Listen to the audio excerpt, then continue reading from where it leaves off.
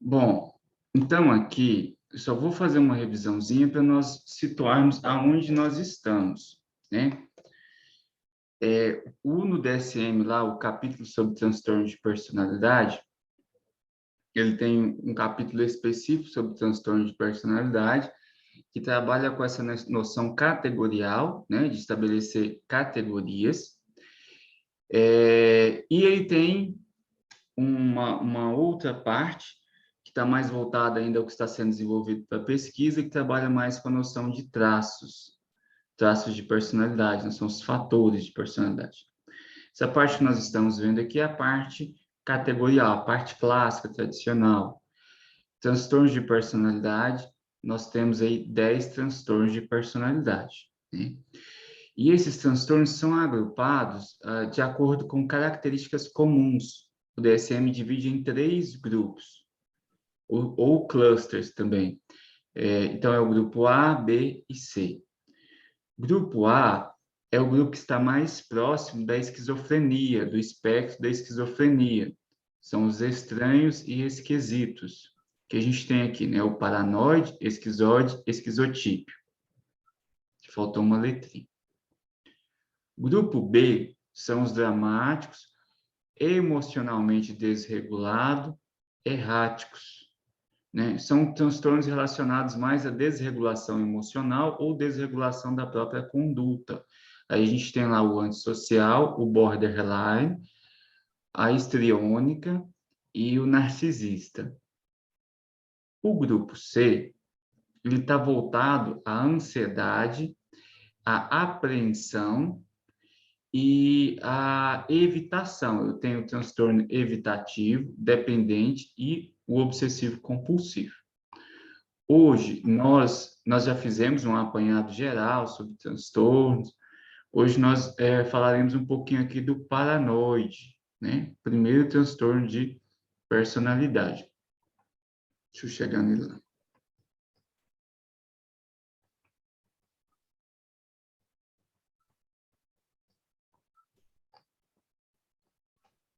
Isso aqui nós já vimos, né? Está até nas gravações anteriores. Bom, então, transtorno de personalidade paranoide. Esses traços de paranoia, nós vemos ele em vários quadros. E pode ser que não configure transtorno, né? Vai depender muito da gravidade. E o que é interessante é a gente entender o que é um quadro de paranoia e quais são os critérios que fecham o diagnóstico para que, diante de um paciente com características paranoicas, nós podemos ter um feeling se ele está mais lá para o espectro da esquizofrenia ou se ele está configurando um transtorno de personalidade, né? E a gente vai repetindo o que configura transtorno de personalidade. Bom, então o paranoia. O critério A do DSM, sempre que você for ver um transtorno, o critério A é sempre o critério outro. Ele fecha praticamente a definição do transtorno e os outros critérios vão acrescentando pontos para diferenciação. Então, paranoide, desconfiança e suspeita. A pessoa desconfia de tudo e suspeita de tudo e de todos, né? Então, um padrão de desconfiança e suspeita difusa dos outros, de modo que suas motivações são interpretadas como malévolas, que surge no início da vida adulta e está presente em vários contextos, conforme indicado por 4 dos seguintes, né, critérios. Então, aqui o quê? Quadro de desconfiança, quadro de suspeita. Iniciou quando? Início da vida adulta. Pode ter comportamentos, né? Uma vivência emocional que já se manifestava na infância? Pode. Mas o transtorno de personalidade, a gente fecha quadro nesse início da vida adulta, né? Final da adolescência, início da vida adulta. Por isso que o DSM sempre vai trazer aqui início da vida adulta. Mas, por ser uma característica de personalidade, não é igual um transtorno lá do espectro da esquizofrenia, que tem um marco, né? Muitas vezes tem um predisponente e um precipitante. Aconteceu alguma coisa e a pessoa desregulou. Aqui é um padrão constante na vida, então não é incomum olhar para a história de vida na primeira infância ali e os pais já relatarem algum comportamento um pouquinho fora da curva normal, né? E aí ele fala aqui que quatro dos seguintes critérios: suspeita, preocupação, desconfiança e alerta. Então, suspeita, né? Suspeita sem embasamento suficiente de estar sendo explorado, maltratado ou enganado por outro. Esse paciente, por ser transtorno de personalidade, ele vai trazer isso também para o setting terapêutico. No contato com o terapeuta, ele vai ter um contato com extrema desconfiança. Se for um atendimento online, ele vai constantemente desconfiar do que você está fazendo, se tem alguma pessoa no ambiente, se você tirar as mãos do campo de visão, ele vai te perguntar o que você está fazendo. Então, a pessoa é extremamente desconfiada. Nos outros campos, né, como é personalidade, nos outros campos de interação, ele também vai manifestar esse tipo de interação. Se eles tiverem um relacionamento estável, provavelmente a suspeita e a desconfiança vão estar muito presentes em forma de ciúmes e preocupação relacionado à possível traição. A preocupação preocupa-se com dúvidas injustificadas acerca da lealdade ou da confiabilidade de amigos ou sócios. As pessoas não são confiáveis. As pessoas vão me trair. Esse é um tema que se repete na fala, né? Todos os quatro critérios, eles se interrelacionam, né? A pessoa que suspeita muito acaba se preocupando também que vai ser traída e acaba desconfiando e vive em constante alerta. Então, a desconfiança. Reluta em confiar nos outros devido a medo infundado de que as informações serão usadas maldosamente contra si. Então, a pessoa tem dificuldade de falar sobre si, tem dificuldade de abrir, de se abrir, de confiar, de desenvolver relações íntimas, próximas, de manter relações de amizade, de manter um relacionamento íntimo baseado na confiança. E quando a gente olha para o histórico de vida, né, para aquela história que o paciente traz, essa desconfiança não se justifica. Pode ser que no histórico de vida, né, em algum momento da linha de vida dele, ele tenha passado por situações em que ele foi traído. Mas isso não justifica generalizar essa experiência para toda a vida e todos os campos de interação. Então, se torna um padrão difuso do próprio jeito de ser da pessoa entrar em contato com o mundo. Isso é um transtorno de personalidade, né? Ele é um transtorno por quê? Porque essas características, essas facetas da personalidade, elas são disfuncionais, elas vão atrapalhar ele entrar em contato com o mundo, com as outras pessoas, né? Então, um relacionamento disfuncional, mas está ligado não a um corte que aconteceu, não a um evento. Aconteceu um evento, a perda de um ente querido, depois dessa perda do ente querido, a pessoa começou a manifestar sintomas paranoicos, começou a desconfiar. Então, ali tinha um evento catalisador. Aqui não é um padrão difuso, é a própria forma com que a pessoa se colocou no mundo. E aí o alerta que é uma característica, uma consequência né, de todos os três. Percebe significados ocultos, humilhantes ou ameaçadores em comentários ou eventos benignos. Percebeu, né, um quadro como esse, uma fala como essa, é um indicativo. Pode ser que esse indicativo indique uma presença de uma posição paranoide, a pessoa se coloca de forma paranoide nas relações, mas não seja suficiente, a gravidade não seja suficiente para gerar uma disfuncionalidade a ponto de ser um transtorno de personalidade, né? Mas é uma posição, uma forma que a pessoa se coloca ali na vida. Tranquilo até aqui? Beleza. Beleza, né? E aí, bom, quem está muito ligado ao tema de traição, desconfiança, de ser abusado, geralmente é alguém que maneja com dificuldade os sentimentos, principalmente com relação a perdão.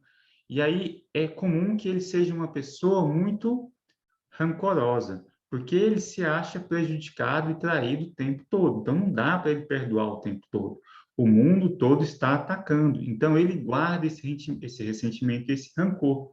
A fala dele é uma fala rancorosa, é uma raiva, um ódio ali guardado, né? É um ranço, um rancor que ele guarda nesses nós, nessas amarras que ele foi fazendo, só que essas amarras não são amarras reais. Você vai para a história de vida, ele não foi traído na realidade, aquilo não se justifica, ele se justifica no campo simbólico. Os eventos não ocorreram, né? Não é uma reação normal da pessoa diante de eventos traumáticos. É uma forma que a pessoa interage com o mundo. Afronta. Percebe ataques a seu caráter ou reputação que não são percebidos pelos outros e reage com raiva e contra-ataca rapidamente. Então, ele se sente atacado, né? Quem se sente atacado, geralmente tem uma reação de contra-ataque. Isso na clínica vai se manifestar, né? Ele pode se sentir atacado. Se o seu estilo de abordagem é um estilo que confronta mais, o seu confrontamento ali das questões do paciente pode ser percebido como um ataque mesmo. Ele pode contra-atacar, inclusive, com risco de romper, de cindir esse vínculo terapêutico. A traição tem suspeita recorrente e injustificada acerca da fidelidade do cônjuge ou parceiro sexual. Essa suspeita é uma suspeita, como assim, na nossa cultura, né? Questão de traição, de infidelidade, é uma questão que assombra não só o paranoico, mas assombra a nossa sociedade, né? Porque nós nos entregamos a uma relação e nós esperamos cumplicidade, respeito e confiança das duas partes. Mas, ao mesmo tempo, a sociedade traz inúmeros exemplos de quebra desse contrato, desse pacto, né? Então, é um tema que nos assombra. Para o paranoico, é mais ainda. É um tema sensível, de sensibilidade. Então, no discurso dele, é um tema que, se ele tiver envolvimento amoroso, vai ser comum. Ou se ele não tiver, pode ser que você... Na hora de votar, tem que lembrar. O lugar de pastor veja, é na igreja. O lugar deixa eu de só, comunidade é o lugar de louco não existe.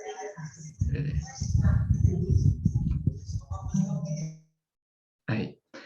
Pode ser que você veja assim, a pessoa não entra em uma relação amorosa com medo de ser traído, né? É o padrão de relacionamento da pessoa.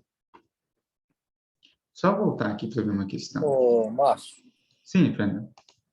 então, agora, essa questão da traição, você acha que ele se reduz apenas aos relacionamentos amorosos, sexuais, ou seria em outros também, sei lá, de amizades, e, enfim, em outros relacionamentos também seriam atingidos, né, por essa Seria até desconfiança? que, Fernando, na preocupação, ele fala de amigos e sócios. É o padrão que a pessoa leva para a Ok. vida. O que acontece é que a relação conjugal, ela é mais sensível e a dor da traição de um amigo ou de um sócio é muito menor do que a traição de uma esposa ou de um esposo, de um companheiro, né? Muito mais contornável, né? Dói menos. Então, a gente se preocupa muito menos com a traição de um amigo do que de uma companheira ou companheiro. É um fantasma social. E aí é normal que isso o preocupe ou a preocupe mais do que a possibilidade dos amigos traírem. Só que, por ser personalidade, isso aqui vai perpassar as relações. Preocupação de que o terapeuta vai trair, você vai encontrar isso lá. Se ela se relaciona dessa forma com o mundo, você acha que não vai se relacionar dessa forma com você? Vai. Transferência do conteúdo, né? Um conteúdo que se repete. É a repetição do conteúdo. Então, quando eu vejo no discurso tudo isso, né? E aqui ele fala o quê? Eu preciso marcar 4 dos 7 critérios. Então, eu preciso conseguir identificar um quadro generalizado de suspeita, preocupação, desconfiança, alerta, rancor, afronta ou tema de traição. O tema de traição, ele pode ter um detalhe aqui, que é assim, ó. Nós estamos falando aqui do campo simbólico, né? Essa pessoa não está sendo traída pelo sócio, ela não está sendo traída pelo amigo, pela amiga. Pode ter sido traída no passado, mas não justifica generalizar, né? Está falando assim, a percepção de mundo. Isso que é o transtorno de personalidade. No caso da infidelidade conjugal, a gente pode ter um, um conjunto, uma ocorrência simultânea entre fantasia e realidade. Pode ser que, né, imagina uma relação conjugal com uma mulher ou com um homem paranoico. É uma relação muito difícil, né? Tem um desgaste na relação. Então, pode ser que, devido a esse desgaste na relação, por causa das características paranoicas, esse companheiro ou companheira incorra em traição, ou por outros motivos. Mas pode ser que você tenha uma traição real. Só que essa traição real, ela ainda continua confirmando o quadro de paranoia. Por quê? Porque o tema está generalizado. Independente se no caso ali da companheira a traição é real e não só simbólica. Tranquilo? Bom, aquele é o critério A, né? É o critério ouro que fecha o diagnóstico. Agora a gente vai ver o que apoia esse diagnóstico. A convivência. Indivíduos com transtorno da personalidade paranoide são geralmente de difícil convivência e apresentam frequentes problemas nos relacionamentos íntimos.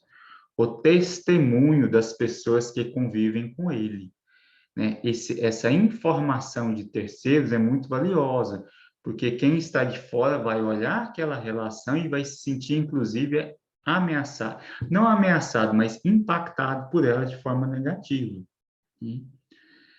A apresentação. Sua desconfiança e hostilidade exclusivas podem se expressar sob a forma de argumentações ostensivas, queixas recorrentes ou, ainda, indiferença calma e aparente hostilidade. Não necessariamente vai se manifestar de forma explícita. Pode ser que seja uma pessoa com muito raciocínio lógico e ela desenvolve aquele tanto de racionalizações para justificar o quadro de desconfiança dele. Mas toda a energia que ele está empregando está em função de um tema comum, que é a desconfiança, a traição, a suspeita. E pode ser o quê? Que ele embote esse rancor, que ele embote aí essa percepção de desconfiança e transmita isso em forma de hostilidade. Aquilo que não é colocado em palavra se manifesta de outra forma. Pode se manifestar, inclusive, em sintoma corporal, ou, no caso, geralmente em forma de hostilidade, de ataque. Eu estou sendo constantemente atacado, eu vou, né, manifestar essa percepção minha pela minha fala ou pelo meu comportamento, né, pela minha hostilidade ali, o meu contra-ataque.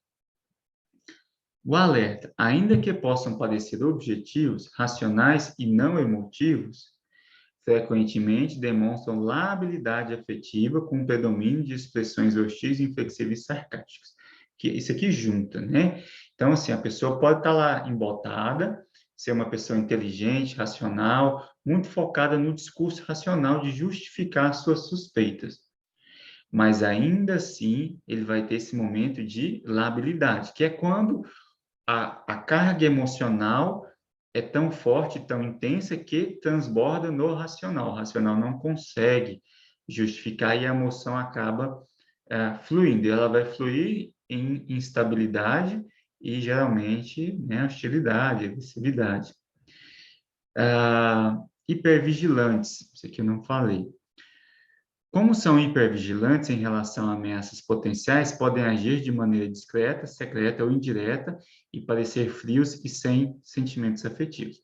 Pessoa hipervigilante e o alerta, né? Ele está constantemente preparado para o ataque. Então, a pessoa pode parecer distante, porque ele está fechado e não quer o contato íntimo. Por que ele não quer o contato íntimo? Porque se ele abaixar a guarda, ele ou ela vai ser traído. Então, qual que é um comportamento, né, para uma pessoa que pensa, né, no campo aí da cognição, que constantemente ele pode ser traído? Manter hipervigilante, embotar, fechar o nível de sentimentos e afastar as outras pessoas. São características que apoiam que a gente olhar para o paciente e tentar entender esse quadro. Por que essa pessoa mantém as outras pessoas longe dela?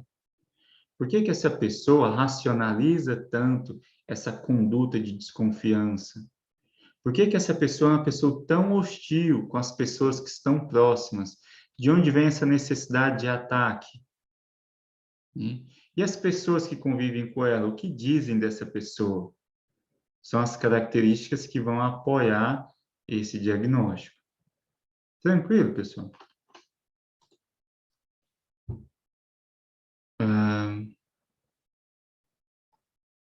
Ótimo. No chat, se alguém fizer pergunta também, eu vou olhando aos poucos, tá? Bom, combativos. Sua natureza combativa e desconfiada pode provocar uma resposta hostil a outras pessoas, a qual, então, serve para confirmar suas expectativas originais. Aquela coisa, né? Ação e reação. A pessoa se coloca de forma hostil nas relações e as pessoas também acabam atuando aquele personagem proposto. Então, quando você se coloca de forma hostil, o que as pessoas fazem? Se afastam de você também. Então, é uma via de mão dupla. E aí eles acabam que sempre ali se colocando daquela forma combativa. Autossuficiência. Visto que os indivíduos com o transtorno carecem de confiança nos outros, apresentam necessidade excessiva de autossuficiência e forte senso de autonomia. Isso aqui é bem lógico, né? Se eu não posso confiar, então eu preciso me bastar. Então, quando a gente vê um discurso de um paciente que ele diz que ele não pode, que ele precisa fazer tudo sozinho, que ele não pode pedir ajuda para ninguém, que ele precisa cuidar das coisas dele, em situações que você vê que seria mais produtivo se ele conseguisse pedir ajuda, a gente precisa se questionar o porquê, né? Por que essa pessoa se fecha tanto e reluta em pedir ajuda, em solicitar assistência? Será que ele não confia nas outras pessoas? Será que ele vai se sentir vulnerável, desprotegido, se ele abrir aquela fragilidade, aquela necessidade de ajuda? E isso desperta esse sentimento de que as pessoas vão usar isso contra ele, de que ele não está seguro? Controle, né? Necessidade de controle. Precisam de elevado grau de controle sobre as pessoas ao redor. Se o ambiente é hostil, eu preciso estar no controle e ter uma noção de proteção. Preciso me esquivar do mundo, das pessoas, me manterem na minha redoma o mais seguro e protegido possível. Críticos. Frequentemente são rígidos, críticos em relação aos outros, incapazes de trabalhar em conjunto, embora eles mesmos tenham grande dificuldade de aceitar críticas. Então, aquela coisa, são extremamente sensíveis à crítica, mas, ao mesmo tempo, têm características inflexíveis, rígidas, né? Que são extremamente críticos. Menor percepção de qualquer sinal de falha, qualquer sinal de alguma palavra colocada por outro de uma forma não tão ajustada socialmente, eles não perdoam, né? E aí, como que eles contra-atacam? Com hostilidade. Contra-ataque sempre no nível do rancor e da hostilidade. Rancor é um sentimento que está na base da raiva, né? Da raiva e do ódio. Tranquilo? beligerantes, né? Beleza. Ok. Fazer guerra, obrigado, Fernando. Essa necessidade de fazer guerra, devido à rapidez no contra-ataque, em respostas a ameaças que percebem ao seu redor, podem ser beligerantes e frequentemente se envolver em disputas judiciais. Isso aqui é terrível, né? Aquela pessoa que judicializa tudo, pode inclusive judicializar a relação com você. Por quê? Porque há essa necessidade constantemente de contra-ataque, de fazer guerra. Por que que ele vai se envolver na guerra? Porque ele precisa defender os direitos dele, porque as outras pessoas não são confiáveis, as outras pessoas querem tomar tudo que ele tem, querem fazer mal, ele não pode abaixar a guarda. Então, ele não hesita em contra-atacar. E hoje, na nossa sociedade, uma das formas de contra-ataque mais abertas para tudo é a justiça, né? Judicializar tudo. Projeção. Isso aqui é aquele mecanismo de projeção. Buscam confirmar suas ideias negativas pré-concebidas em relação às pessoas e às situações com as quais se deparam, atribuindo motivações malévolas aos outros, as quais são projeções dos próprios medos. Então, você vai perceber no discurso que esses medos são constantemente projetados. Quando ele traz lá a desconfiança do pai, da mãe, do vizinho, ele, na verdade, ele não está inferindo o que a realidade está trazendo como pista, ele está projetando os seus medos, né? É um paciente que atua nesse mecanismo de projeção, que é um mecanismo de identificação. Ele se identifica com aquele conteúdo que é dele, mas ele não consegue suportar e projeta no outro. Grandeza. Pode apresentar fantasias irreais e pouco disfarçadas de grandeza, estão frequentemente ligadas a questões de perder, de poder e posição, e tendem a desenvolver estereótipos negativos dos outros. Então, essa ideia de grandeza, ela pode estar presente, não necessariamente, e ela pode estar presente porque ele pode se sentir na posse de várias coisas valiosas e as outras pessoas estão tentando tirar dele. Sistema paranoide. Pode ser visto como fanáticos e formar cultos ou grupos muito unidos com outros indivíduos que compartilham seus sistemas paranoides de crença, né? Então, alguns sistemas religiosos, fanáticos, compartilham algumas ideias paranoides, né? Algumas ideias mais no campo da fantasia, mais no campo dessa desconfiança do mundo, se isolam nesse sistema fechado, do que no contato, propriamente dito, com a realidade. Desenvolvimento e curso. Transtorno de personalidade paranoide pode aparecer pela primeira vez na infância e adolescência por meio de solidão, relacionamento muito ruim com os colegas, ansiedade social, baixo rendimento escolar, hipersensibilidade, pensamentos e linguagens peculiares e fantasias idiosincráticas.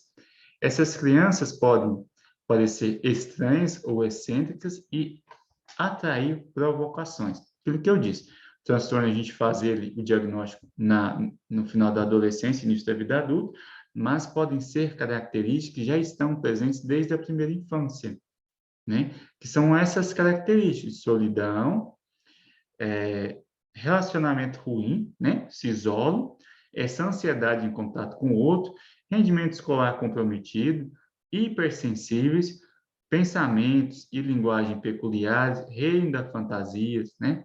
Características estranhas e excêntricas. E aí, diagnóstico diferencial. Do que eu preciso diferenciar?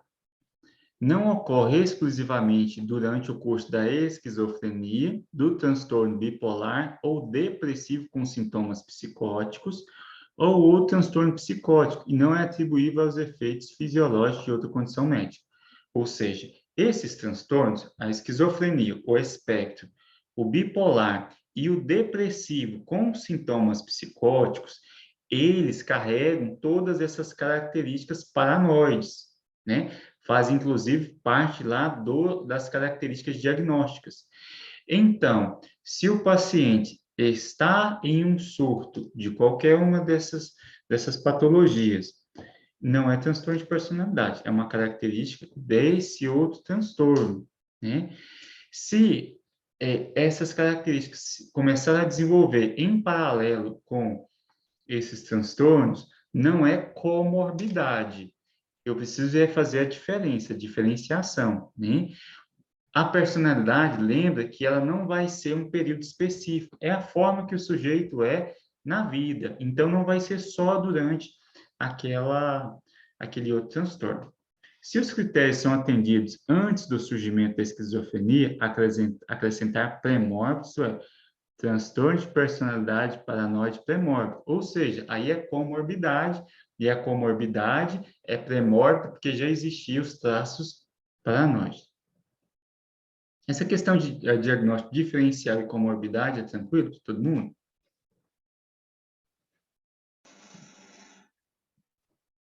Tranquilo, né?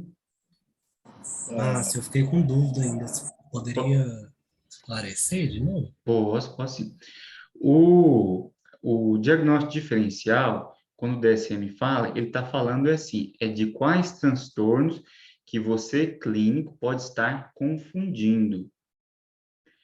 Você pode estar achando que é um transtorno de personalidade, mas você está confundindo.